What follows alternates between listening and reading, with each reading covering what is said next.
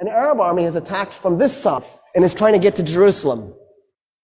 And so the Romans know that the Arabs, you're outnumbered, you're out-technology, you're out-moneyed, and you're facing two empires.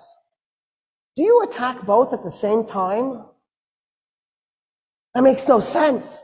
But it's exactly what the Arabs did. They attacked the two oldest, most powerful empires at the same time. Even though they were outnumbered by one, let alone both. And so the Romans are like, yeah, we'll work with you. So at Firaz, the combined Roman and Persian army, the Persian and Roman army was 150,000 men against 15,000 Muslim Arabs. Khalid is on the east bank of the Euphrates. The Persians and the Romans are on the west bank. There's a ford and a bridge, which is convenient if you're moving an army. It's nice.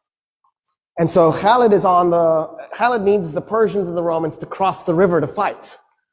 So he very politely backs his army up from the bridge and the ford and split it into 3 5,000-man units. He liked that. And he put one upriver, one downriver, and then pulled the other one away from the river. And he just waited.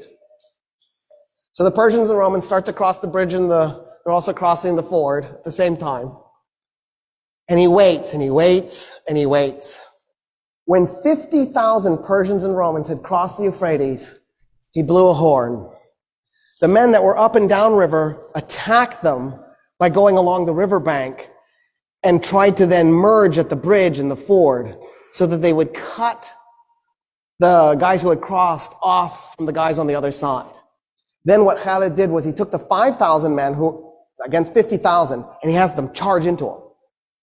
And he had his men as thin as possible. And then he backs his men up. And then he charges again. And then he backs his men up. And he charges again. And every time his horses go in to those men, it compressed them a little bit. It compressed them a little bit more.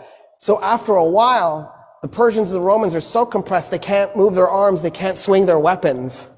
He's just compacted them together. And they realize what he's done to them. And they panic. And they turn around to run back to the river to cross it. 50,000 men turning all at once to stampede. You could hear the bones breaking.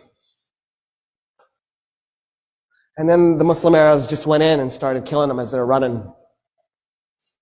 By the time the battle was done, 200 Muslim Arabs were dead. 50,000 Persians and Romans were dead.